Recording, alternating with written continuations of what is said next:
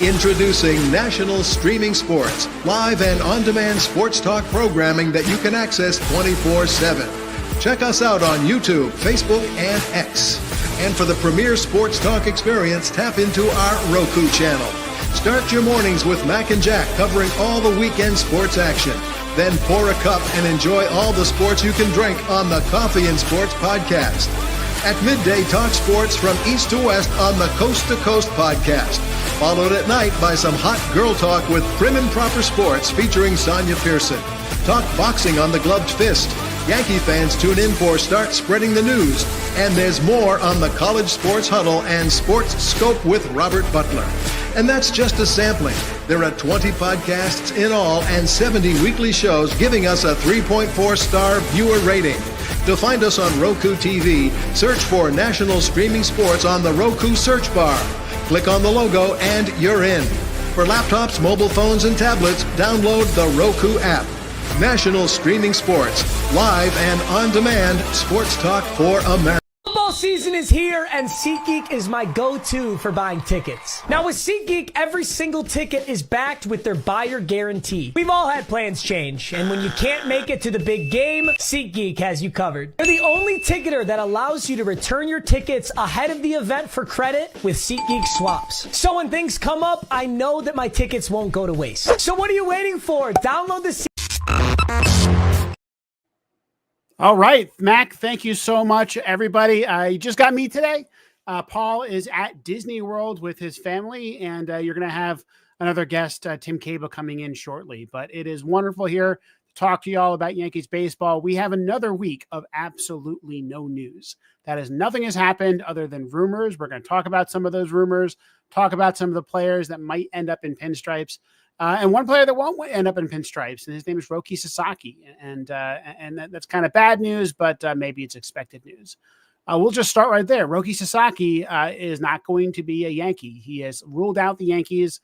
In fact, he's ruled out all but 3 teams. The 3 teams that he will go to are either the Dodgers, the Padres, or the Blue Jays. Good news is he's not going to the Red Sox. He's not going to the Orioles. He's not going to the Rays. He's not going to any of those teams. Probably going to the West Coast in the National League, which is kind of a best case scenario.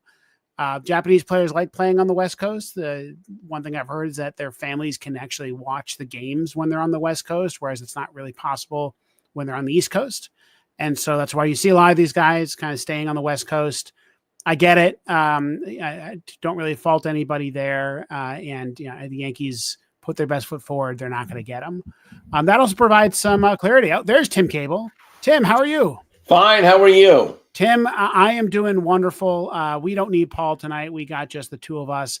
And I was just saying that Roki Sasaki is not going to be a Yankee. Do you have a reaction?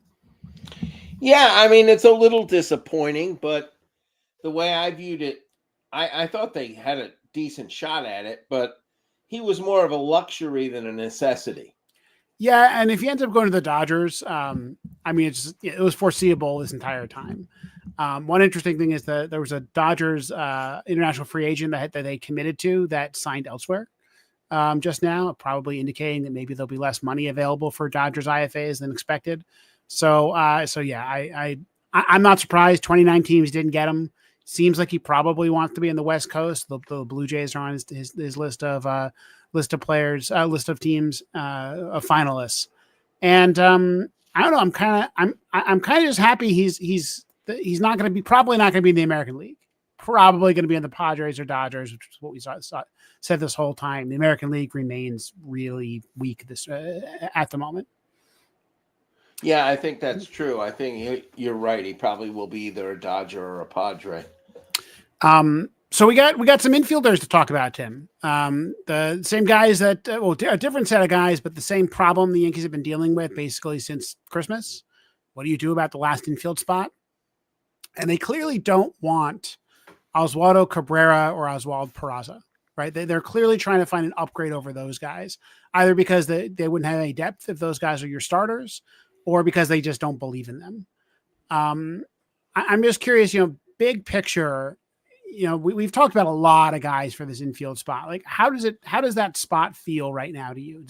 Does it feel like the Yankees are are going to end up in a really bad position like they've had with some positions in recent years, or do you think that they'll kind of be okay? I think they'll be fine because I think they need to make a move, but they're not rushing to make a move. So I think that they will get somebody. I think they were partially waiting to see what happened with Sasaki, to have an idea of what their roster was going to look like and so forth. I think it was interesting that today they signed Dominic Smith because he's not great by any stretch, but I think that will then allow them to trade Ben Rice. Yeah, right. He's interesting depth because, he's a major league player. He's not a particularly good major league player, but you could imagine him, having a Yankee Stadium swing and looking pretty good. And then you're right. Rice is tradable. And now they know that they can't trade, say, like Clark Schmidt in order to get a starter because Sasaki won't be there. So yeah, I think you're right. The other thing is, Bregman hasn't signed and, the third base market might be kind of waiting on him. Arenado hasn't been traded, may not be traded. And so you're waiting on him. And so like, I feel like we haven't ruled out a big move, right? Maybe the Yankees need to trade Marcus Stroman before they can add any more to the payroll. He could be part of the package too. Yeah, right. I mean, you could imagine Stroman. I mean, I guess Stroman to the Cardinals has already been turned down, but maybe a 3-way trade or something like that. Another team that they may look to now that the Tigers signed Gleyber Torres, they have a glut of infielders. The Tigers. Let's look at the Tigers roster. I read something about. I'm going to mispronounce his name. Jace Jung. Let's take a look at Jace Young. Jace Young. I think it used to be a Met, right? Or Detroit? No, guess not. His brother's on the Rangers, I think. Yeah, he's got pretty good stats at least. Didn't have a great debut, but was pretty good in the minors. Really good in the minors. So yeah, I let me just look at their depth chart right here. So the Rangers have Torres playing second. Oh yeah, I know what you're thinking of here. So Torres is like a weird fit at second for them, I think, because they had to move Colt Keith to first or something like that. I forget exactly what the deal is, but Colt Keith is I think is a second baseman by training. So yeah, I can imagine something with the Tigers. I look at the list of names. I want to talk about the specifics, but the list of names that they've been connected to recently, and it's not really they're not top prospects. They're just kind of slightly washed up veterans, right? They're veterans who aren't very good. And to me, that feels like they're aiming low. Now, maybe those names are out there because, they're trying to get someone else's asking price down. But the three names that I wrote a blog post about this that we actually have like reporting linking them to, so not just speculation, are Paul DeJong, Jorge Polanco, and Brendan Rodgers, which is not a great group of players. I'm not even sure if they're better than what the Yankees currently have. I want to go through them kind of one at a time and just talk about them. Talk about Paul DeJong, defensive shortstop. Do you have any hope for DeJong as a Yankee? No, none of those names really inspire me. I think they'll do something else. I would just as soon go with Oswaldo Cabrera over any of those guys. I agree. And like DeJong, to me, is interesting in that, like, he had a quote unquote rebound season. So this is a guy who, when he first came up to the majors, was like a really good player, right? I mean, DeJong was like a 5-win player at one point in time, but that was during the juice ball. And he never was really able, like kind of Torres and a few others, really able to perform at a very high level, at any level really, without the juice ball. And he was always a really good defensive shortstop, but strikes out a ton and just doesn't hit the ball hard enough in order to really do much with it. And he has been worth essentially negative WAR or replacement level from 2022 through 2023, and his rebound was a 700 OPS season. And if you look at his stats, what he did was he just kind of swung more. He closed his eyes and swung at every pitch. And I have no faith that when you're not on the White Sox that works. Like, I think that teams will be smarter about throwing him fastballs, and he's just not going to hit 24 home runs ever again. He's a shortstop, and I think we kind of know what Paul DeJong is, and I'm with you. I think Cabrera is better than him.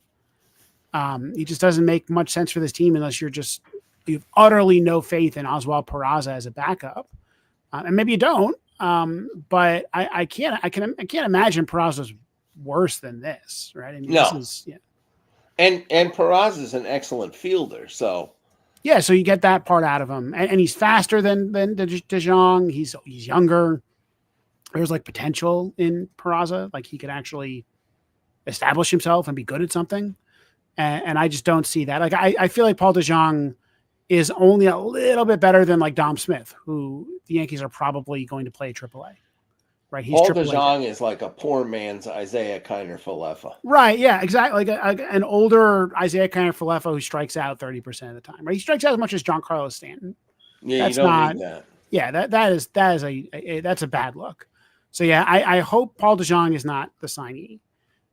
Jorge Polanco, I want to save for last because he's at least a more interesting conversation. I think Brendan Rodgers is interesting in that he's a change of scenery candidate. He's been essentially a below average player throughout his career for the Rockies, an okay defender, either vacillates between below average and above average at second, but he really hits lefties. And I think that if you don't believe in Peraza, maybe you believe in Cabrera as one side of the platoon, but not as Peraza for the short side of the platoon. You got to go find someone who can hit lefties. And maybe that's Brendan Rodgers. Like I wouldn't be shocked if that he was the first name that I've seen that I was like, I can kind of see it. I still prefer Peraza because he's younger, right? He's faster. He's a better defender. He's got potential. But if you really think Peraza doesn't have the juice, like I could imagine Brendan Rodgers as a Yankee. Yeah. Again, it's not inspiring. No. And the Coors Field could we have hopes that the Coors Field effect, that he doesn't lose too much of his production away from Coors Field. That's not uncommon for players. But on the other hand, he could just be awful, right? Like he could just not have anything. So yeah, I as you're the 25th guy in the roster that you're paying $1 million, sure. I just don't think if the Yankees sign him, I really have much faith beyond that. But if he could hit lefties and be the backup shortstop and a couple of other things, I think Rodgers is fine, just not impressive. That would be a thin player, I think. To me, the interesting name here is Jorge Polanco. Polanco can hit. He's been a pretty good hitter for the Twins for a while. Went to Seattle and was not very good, like everybody in Seattle. Seattle is just impossible to hit in, apparently. And my only concern is he can't play defense. He feels like Gleyber Torres, like a more consistent Gleyber Torres, maybe a lower ceiling, more consistent Gleyber Torres. Yeah. And like I get that we need a leadoff hitter, and that Polanco could be that guy if he rebounds to his previous level of production. But he also could just be like a declining middle infielder, right? Like he's kind of big. He's a big guy. He's 5'11", 208. And maybe he just can't play second anymore, and that's going to hurt his bat.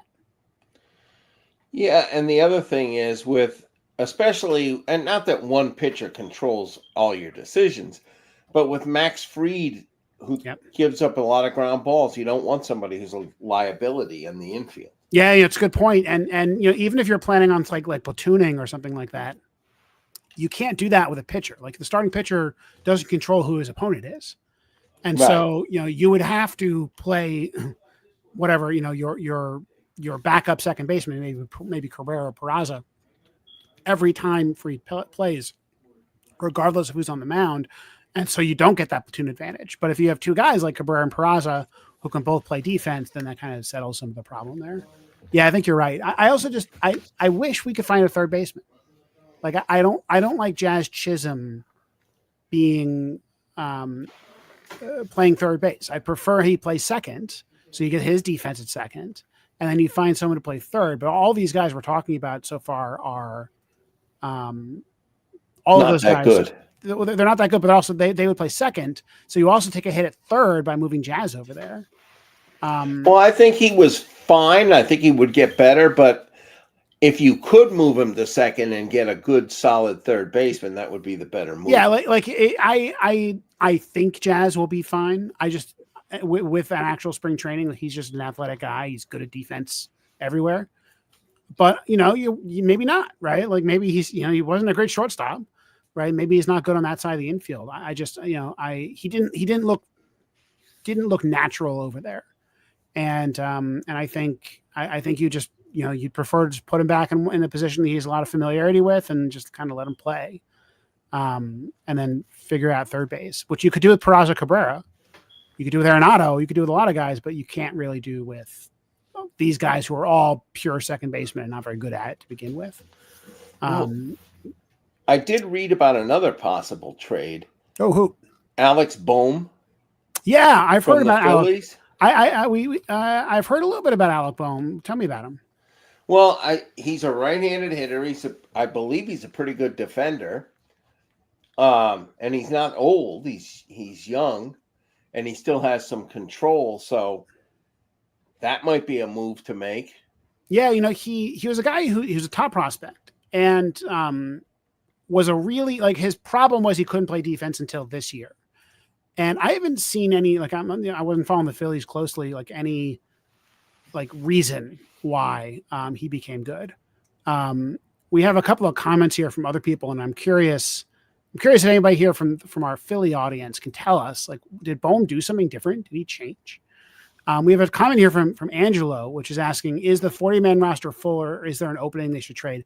So I think it might be technically full right now. Let me check it. That doesn't really matter because there's a lot of junk on the 40-man roster.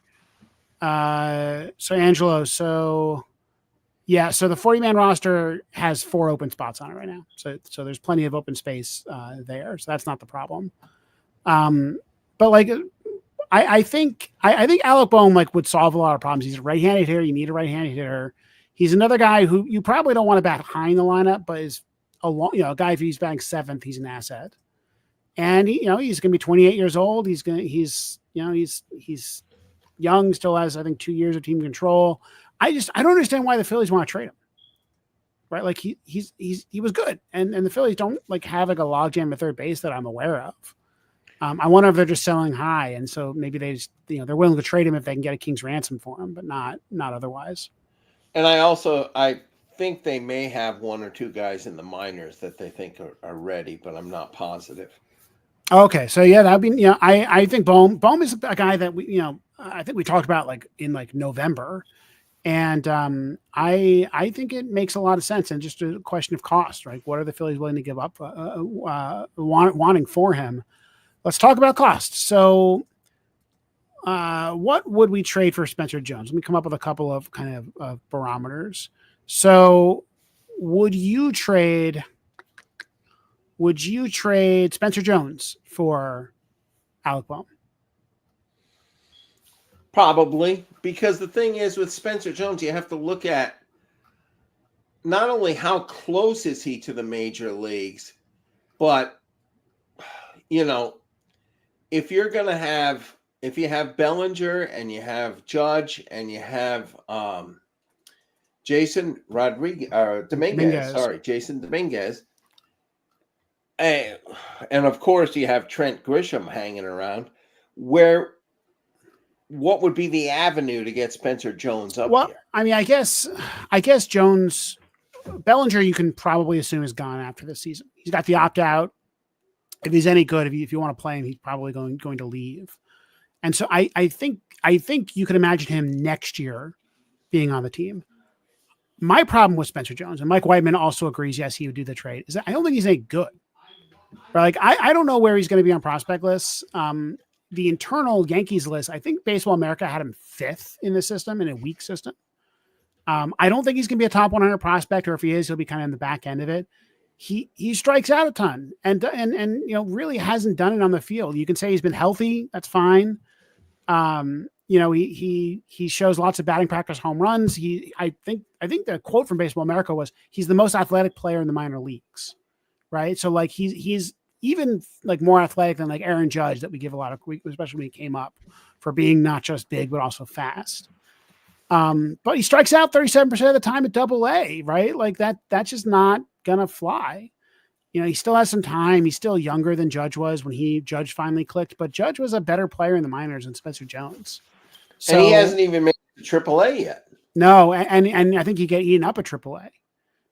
Because Yeah. I mean, we're talking about a guy who basically, as soon as he gets to the high minors, he starts seeing real breaking pitches and just stops striking out. Started striking out a crazy amount. You need to go the other way. Judge was someone who struck out a ton and then got improved as he got older. But of course, Judge didn't break out until he hit the majors. Correct. So, you know, I could imagine a world where Spencer Jones evolves into a really, really good prospect, but I think it's a low probability. And I think if that's what it takes to get, I'm not sure about Alec Bohm with only 2 years of control. I'm still a little hesitant on Jones just because he's so like tantalizingly, like the potential really is there. But like I like a trade like that to me is interesting. And maybe trade him to the Tigers for Young. Something, you know, like a player with like 3-4 plus years of control. Right. You know, that's it. I'm still surprised that we got Jazz for as cheap as we did. Right. Like, I don't even remember who we gave up for. We gave up Augustin Ramirez for Jazz Chisholm. Like the Yankees have guys like that in the system that they could offer in trades. Like guys, you know, questionable catchers in the high minors. Like I think that like a trade like the Bohm trade, I think when we kind of look at it, will be cheaper than we thought. Like it won't be as expensive as it could have been. And so, yep. They also have Everson Pereira coming back too. Yeah, I feel like I don't know if Bohm is those kind is at that level, but I feel like guys like Rice, Everson Pereira, who's younger than you think, Peraza, some of the pitchers in their high minors, some of the catchers they have in the high minors. Like I feel like those guys could get you a third baseman. I don't know. Again, I don't know if the Phillies are interested in that, but like the Yankees have like some of these post type prospects that do sometimes get traded. Like if Chase Hampton got traded, it wouldn't shock me at all. But you just got to find the guy. And like I every day that goes by, the more I think we're going to end up with the status quo as the answer. And I'm just kind of okay with that. Like, I think that in past years, we've seen the Yankees have multiple holes. So they would have, 4 guys spots in the roster that you just have no confidence going in, DJ LeMahieu and Aaron Hicks and Josh Donaldson and Isaiah Kiner-Falefa, and then no depth behind that. And, now it's just kind of the third base spot. You're pretty happy with every other spot. Maybe Jason Dominguez you're a little bit concerned about, but I'm not. I think Dominguez will be fine. Right now you've got basically one lineup spot that's a problem, like leadoff right now. But besides that, you got a lot of guys who are okay. Goldschmidt, Bellinger, Stanton, Chisholm, Wells, Dominguez. Those guys are all solid hitters. They're not Juan Soto, but none of them. They're better than the collective group. Some of the that you've had going into previous seasons, including last year, deep in the lineup. And so if you have one spot that's not great, I think it's fine. And if you kind of creatively platoon it, I think they can get by. And maybe then you make a trade at the deadline. Maybe Bohm's available at the deadline. Maybe Yo Moncada signs with some place who's going to play him, and then the Yankees trade for him at the deadline. My only concern about that is, and it's not a bad idea, but I have a feeling, just based on past history, with Boone, if you start out in theory that you're going to use Peraza and Cabrera, pretty soon you're going to see DJ LeMahieu every day. Yeah, that's my concern. I think I wanted to talk about this. There was a Brian Hoke article that I don't think had any new reporting, though it was kind of hard to tell the way it was written. That basically was like the Yankees think that maybe DJ will be fine. And these are mostly I think there were quotes from the Boone and Cashman's postseason press conference, and they were asking about LeMahieu's health, and they basically said he's better. I agree. I worry that this ends up with 2 months of LeMahieu. And the problem with that is that it takes time to know whether or not a player is going to be good again. I think that been good in 2 years. He hasn't been good in 2 years. The ceiling is low, right? Like what's your base case scenario? A 700 OPS with a 350 on base, 350 slug? Like that's not good. Good defensive third still, I guess. But like no base running, no power. He's gonna be 36 years old. Like I think it's understandable that he can't really play anymore. And even if you want to say, hey, let's test the waters, like it's baseball. We know that you can't just play a guy for 2 weeks and have a verdict on it. Like Rizzo, for instance, last year, you kept playing him basically the entire year because you weren't sure whether or not he was going to snap back into it, and he never did. Right. And I imagine like if we start the season with LeMahieu as the third baseman, like he's the third baseman through the end of May at least. Oh yeah. Right. And I just don't trust Aaron Boone to do that. One thing I want to talk to you about, Tim, and I want to talk about Aaron Boone a little more, but this kind of strategic managing. But Mike Whiteman says that Bohm hit the ball all over the field. He may do well in Yankee Stadium. You're right that he hits the ball all over the field, but his home runs always go to left field and go to like left center. So I'm actually a little concerned if you look at a spray chart. I think he would have lost 5 home runs last year if he played all of his games at Yankee Stadium, or 4 home runs.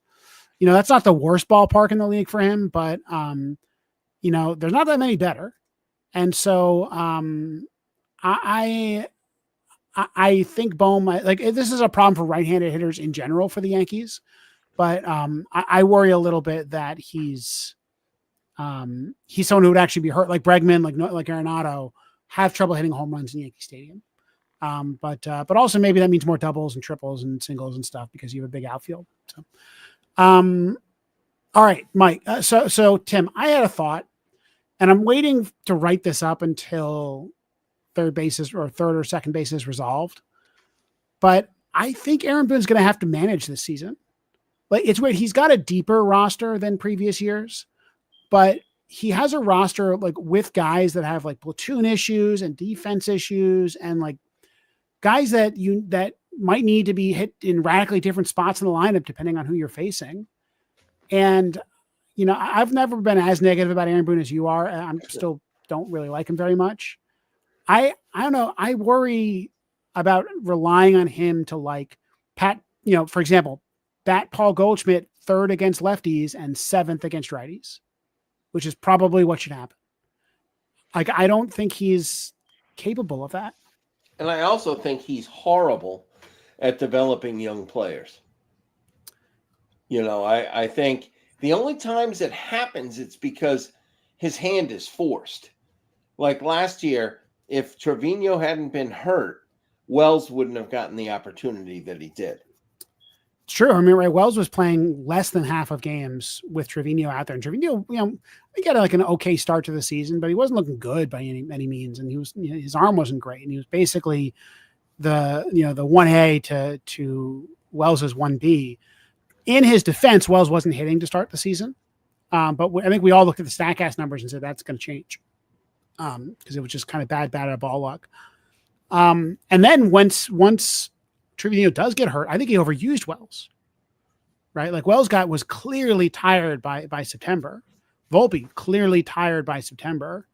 He didn't use Peraza. He didn't use Cabrera. Like he wants to write one lineup in that defers to veterans and doesn't change depending on your opponent very much. And to me, that is a disaster.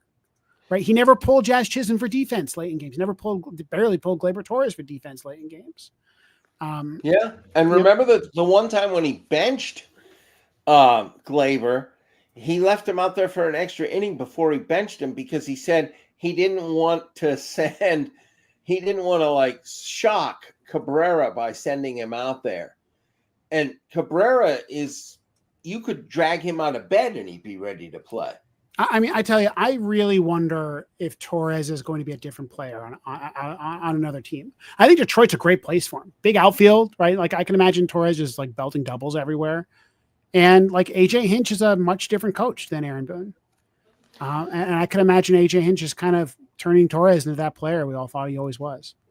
Well, I also think it's interesting that they did not give Boone an extension.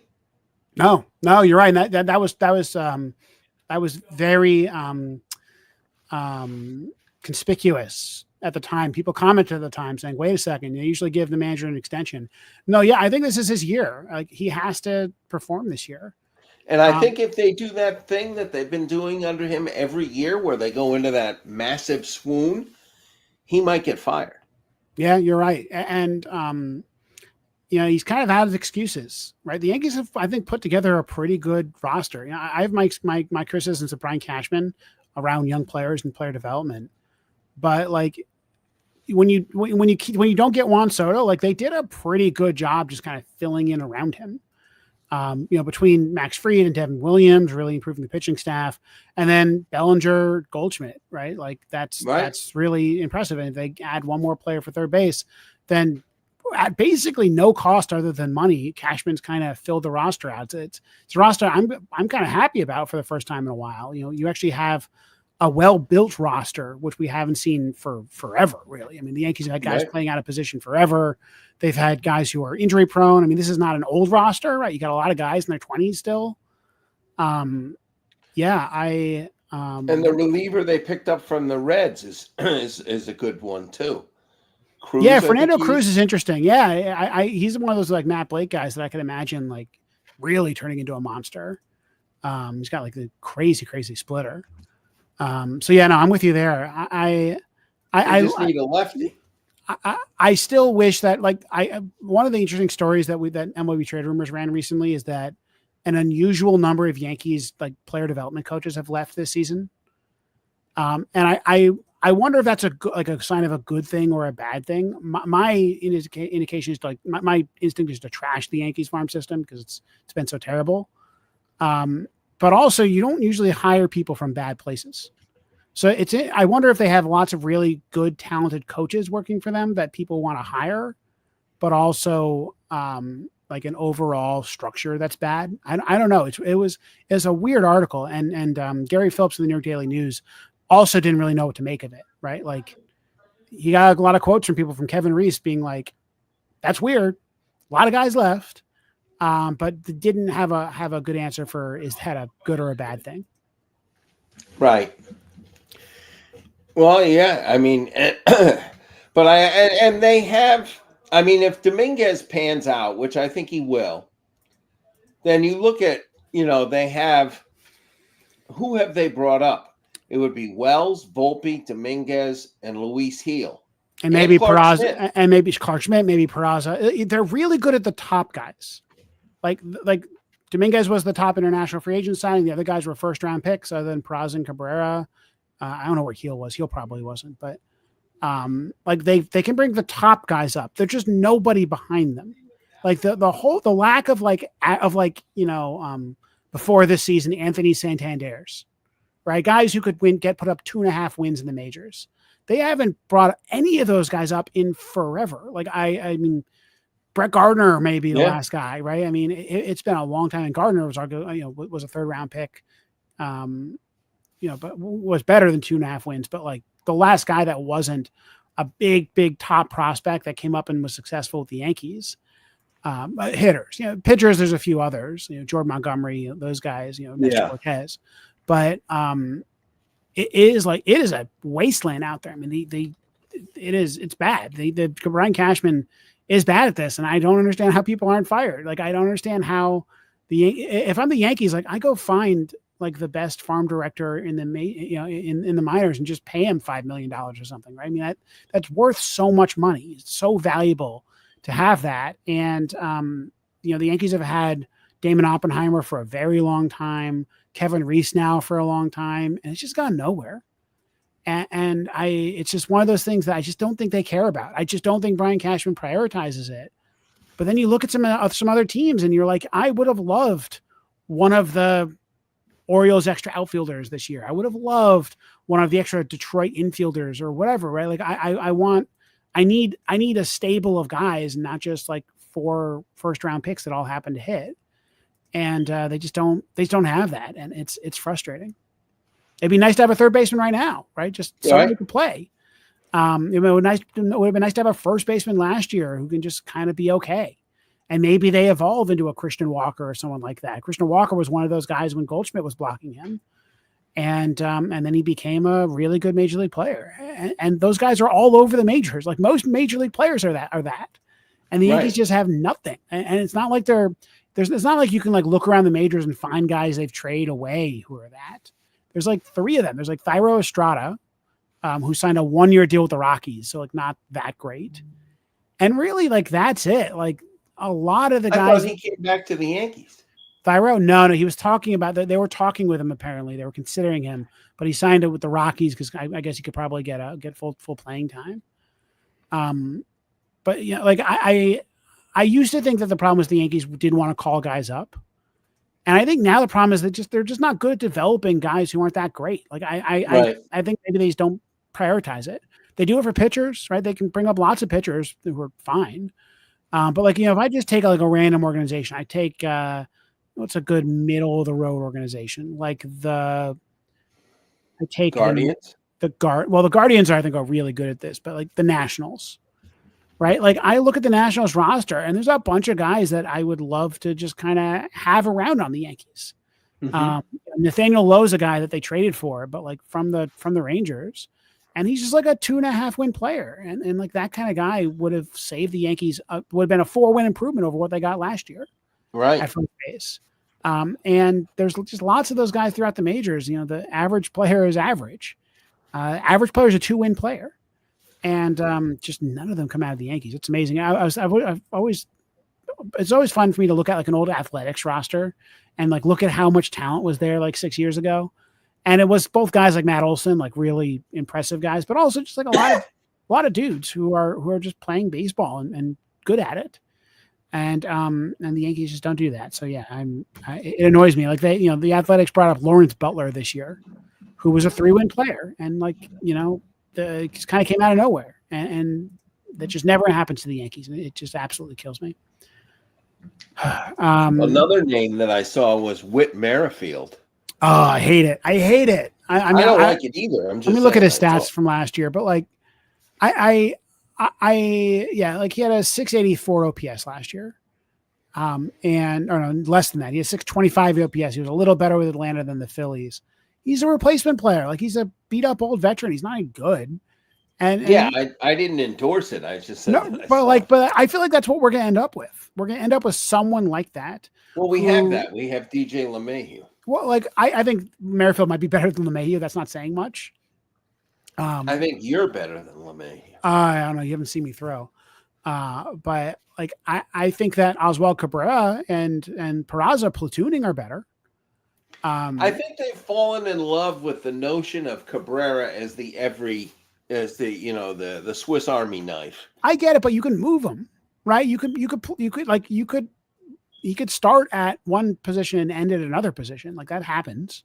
Right. I think he's depth, and I think he's depth who can hit right-handed pitching, which is good. And he can't hit left-handed pitching, and he needs someone to hit lefty pitching. And I think you can find that guy. The reason why I like Peraza is like, so usually you're a guy who's a right-handed platoon hitter, right? He's not playing a lot because you're not seeing a lot of lefties. And so he's got to do something else on the bench.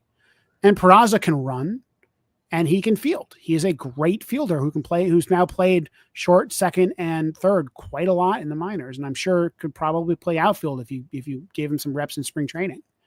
And like, that's good. Like to me, that's what you need.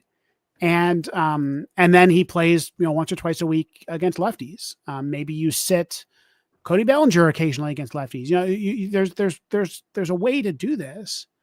And like they've just shown no interest in that from Peraza. Peraza had a really good second half last year. He was really good against lefties in the minors.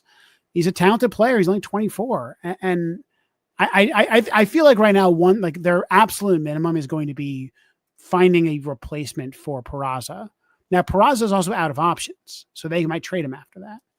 And it wouldn't shock me if Peraza ends up with like a Thairo Estrada-esque career where you look up and all of a sudden he's like a 4-win player for the Giants. You go, what the hell happened there? Or he could be like Jorge Mateo with the Orioles. Yeah, right. I mean, a player who, like what? He was like wait, did he just get non-tendered, I think?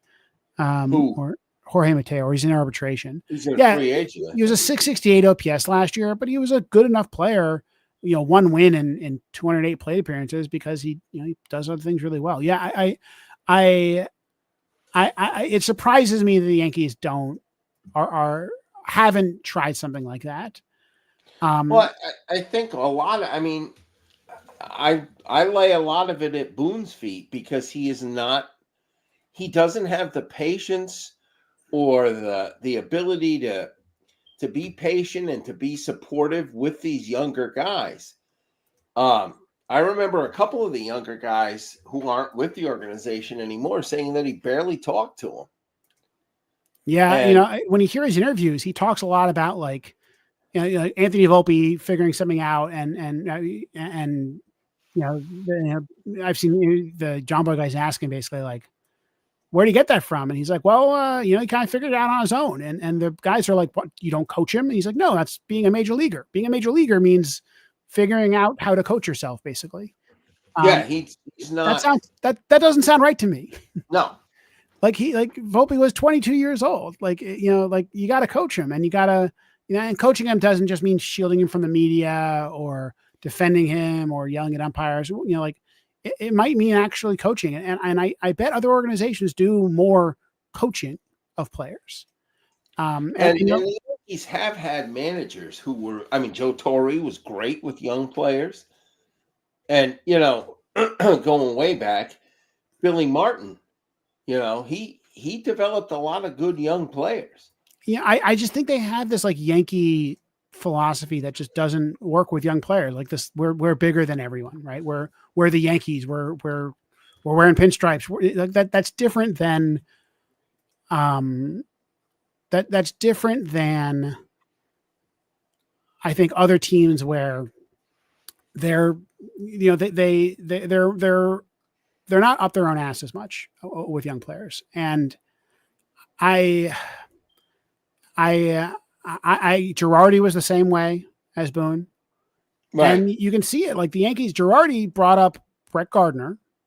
I think he came up under Girardi. Maybe he came up under Torre, but he became a major league player, a full-time player under Girardi. And no one else. You know who you're right, because you remember around the same time that Brett Gardner came up, Melky Cabrera was there. Yep. And Girardi did not handle him well. And Melky went on to have an average major league career. Not like he wasn't a star. He was a star the one season he got caught for PEDs. But he was a solid player.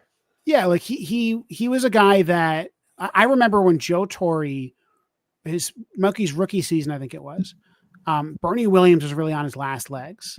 And Bernie Williams in his heyday had no arm, right? He had a noodle arm, even in the 90s. And at this point in time, he was beat up. He wasn't playing well. He wasn't fielding well. He really should have just been a DH. And Melky would start a game in right field, and then Torre replaced him with Bernie Williams as a defensive replacement because he didn't trust him or whatever. Or Melky was just a better fielder by a mile at the time. He's a better hitter too on that team. But like, to me, that is just such a Yankee thing to do, right? Like the veteran is the guy who can field the ball, not the young guy. Like, no, like the young guy who has an arm and like Cabrera had, looking at this, a 14-year major league career. He was a 21 win player over the course of his career. 2,000 hits. Yeah, like he could have done that for the Yankees. And it's kind of, I think he actually had a better career than Gardner. Oh no, look at Gardner's numbers. Gardner's like a 50 win player. Like Brett Gardner Brett Gardner deserves to have like a Monument Park plaque. Like No, but Melky hit 285. Too close to 2,000 hits.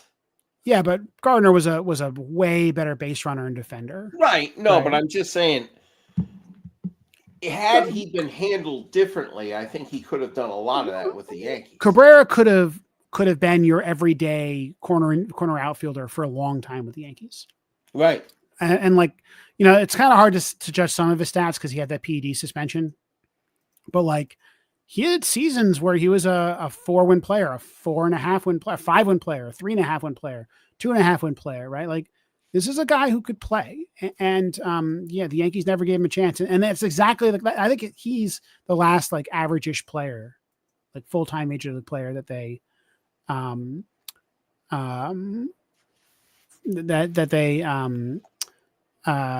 they brought up. We have a couple of comments here. One from Rick. So yeah, Rick's an Oakland fan, and I'm sorry, Rick. I'm sorry. Hopefully you're not an Oakland fan who lives in Oakland. But they become the farm system for the team playing the A's. I think it's true, right? Like I think the A's managed to bring up to put teams together. You go down the list of players who like had really good careers and win awards that started with the A's, and it's amazing, right? Sonny Gray was an A originally. He's really good. Frankie Montas was an Athletic originally. Josh Donaldson came up with the A's and was traded after one season. Like Matt Olson, like half the Braves, right? Like it is like, let me just pick a team, like the 2016 A's, I think we're good, right? So I look at the 2016 A's. Okay, they weren't good.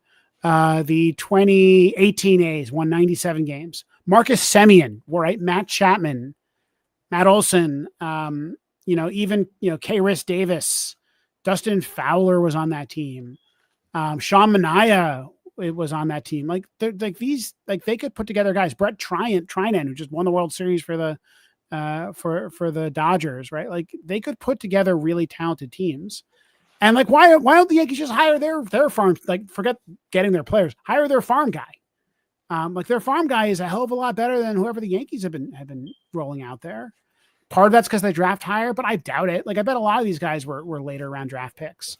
They're better developing players. They prioritize it. They make it a part of their game, and they have to because they constantly turn their roster over. The Guardians do it. The Padres do it. The Dodgers do it. And the Yankees would have killed for a Lars Nootbaar from the Cardinals or a James Outman from the Dodgers, an Andy Apagas. Like those guys are a dime a dozen in the majors, and they just never come from the Yankees. It's amazing. They do have a younger roster than they've ever had right now, right? This is like since the 90s, they haven't had this many young players around. Some of it has been trades, right? Like and signings, right? They brought in Jazz Chisholm. And some of it's been that they had a couple of first round picks that did well, and that's fine. But one thing that's interesting to me is that Volpe and Wells both did really well after 2020. And I wonder if being away from the team's development for a year actually did good for them. Like Volpe was the best hitter in the minors in 2021. Wells took a little bit longer to develop, but he also like took a big step forward around that time. He was drafted, I believe, in 2020. And I just wonder if that's just an indictment of the Yankees. Like maybe Dominguez also. Dominguez was like 16, I think, so he was pretty young. But I don't think that you can look at the current roster and say it's a successful farm system. No. And the other thing is, look at Luis Gil. He would not have been in the starting rotation. He wouldn't have been on the major league roster if Garrett Cole hadn't gotten hurt. I think I give, especially pitching in general, but Hill, I give the Yankees a little bit of a pass forward because like none of us were thinking about him going into the season. Like, right. Like Luis Gil is, came out of nowhere. And the second he like comes to spring training, he's throwing 98, he's looking awesome. We were all like, okay, yeah, like give me Luis Gil. But like I think he was like in the 20s in the prospect list that year. Like I don't think anyone thought he was a real major league option until he basically forced his way on there. But like good teams do that. Like good teams are supposed to have a Luis Gil show up frequently. Yeah, the Yankees had Nestor Cortez show up a few years ago. That counts, I think. Right. Jordan Montgomery became a real major league starter. I think that counts. And they also Clark have these Schmidt. kind of Clark Schmidt. Well, Clark Schmidt was a first round pick. Right. Like they're hating on their first round picks. And frankly, the more I read about George Lombard Jr., the more I think they may hit on him.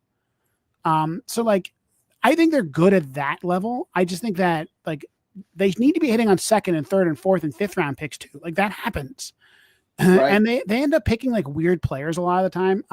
This year's draft was interesting. I've been kind of getting ready to do a farm system episode for the Bronx Beat podcast. They did the weird thing that kind of stuck out of the time where they drafted, I think 10 out of 10, like big high stuff, low results, college pitchers. And like at the time, I kind of like, I don't know, thought that they were making a really smart move. The more I think about it, the more I'm like, I don't think you give them the benefit of the doubt. I think they gave up. I think they said, we can't find college hitters who are any good. So we're just going to pick 10 guys that we think that Matt Blake and co can just kind of go crazy on. And maybe a couple of them will work out. And like, I think that's giving in. That's surrendering to your weakness. And now they're going to have basically no one. Like they're going to have like an empty farm system of hitters. And they already are empty. They already need guys. And that's going to hurt in a couple of years when Volpe starts getting a little expensive and all of that. Right. Rick mentions Cruz, Hill, and Cousins. Like those are the guys the Yankees are good at. Like I still have confidence that they could have, they can find some of those guys, and like Fernando Cruz, they might like unlock something that the Reds couldn't. Like I think is very possible.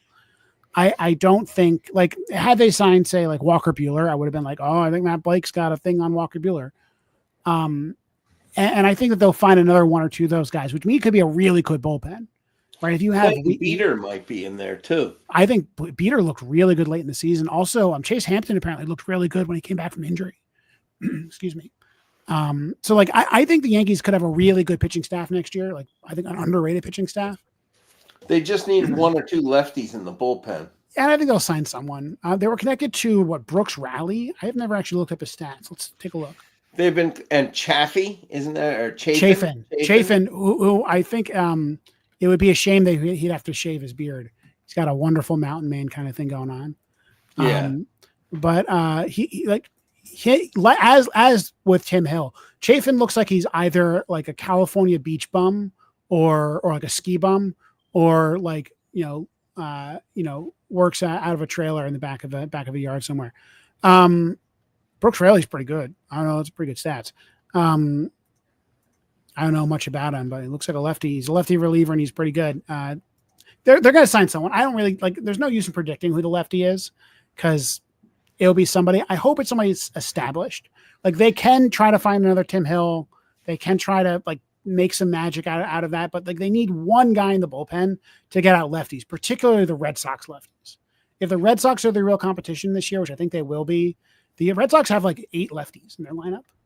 Like they can't have an all right-handed bullpen against that. Like if they have 4 out of 5 lefties to start their lineup, like you gotta get Devers out, you gotta get Casas out, you gotta get Duran out, and right now there's no one to do that. If they trade Stroman, they could sign Tanner Scott. He hasn't been signed. I don't know if they have the money. Like I think if the Yankees have the money to pay $15 million for a player, like I think they're going after Arenado or someone like that. Like they're going after like a good third baseman. Right. So like, I don't think it's going to be Tanner Scott. Jeff Hoffman just signed. How much did he sign for? Actually, I don't know. But like he was a guy that I thought they might go get, but like they just couldn't afford him. So Hoffman got $11 million per year for 3 years, $33 million. So like, with some incentives, I guess. So like, I don't think they have $11 million in the budget for a reliever. They have like $5 million for a reliever. And that's if they get a relatively cheap infielder. I'm fine with Tim Hill. Like, I think Tim Hill was great last year. Yeah, I think he'd be good too. It won't cost that much. Like someone like that's just kind of what they need. And then they can bring in some guys to spring training and try to find some magic. Like I'm just looking on the 40-man. If there's anyone that I can imagine, like lefties, I can imagine them really turning into something. And not really, to be honest. There's a lot of righties. Ben Shields, but he was unprotected in the Rule 5 draft and no one took him. There's honestly not a lot. There's some righties. Clayton Beater, I think you're right, is your best candidate. But yeah, it's not a great list of players. The farms. I mean, when we do the farm system episode here, it's empty. It's bad. Like the Yankees farm system is in trouble right now. Tim, we're running out of time. We're near the top of the hour. Rick asked, so the Yankees are over the cap as usual. Kind of. I mean, there's not really a cap, so we don't really know what their budget is, but they're right under $300 million right now. They're 303 right now, and they'll trade Stroman, so they'll be a little bit under that. So we assume about 300 is their max. They were at 303 last year, and so that's probably whatever you save in trading Stroman. That's probably how much you have left to play with. And you want some extra money to do, deadline editions and that kind of thing. Tim, been wonderful. I'm glad we talked for an hour. Thank you for joining me, everybody. Paul My and pleasure. Paul will be back next week. He'll show us his report from Disney World, maybe the future home of the Rays. I don't know. And everybody have a wonderful night. This has been your Start Spreading the News show.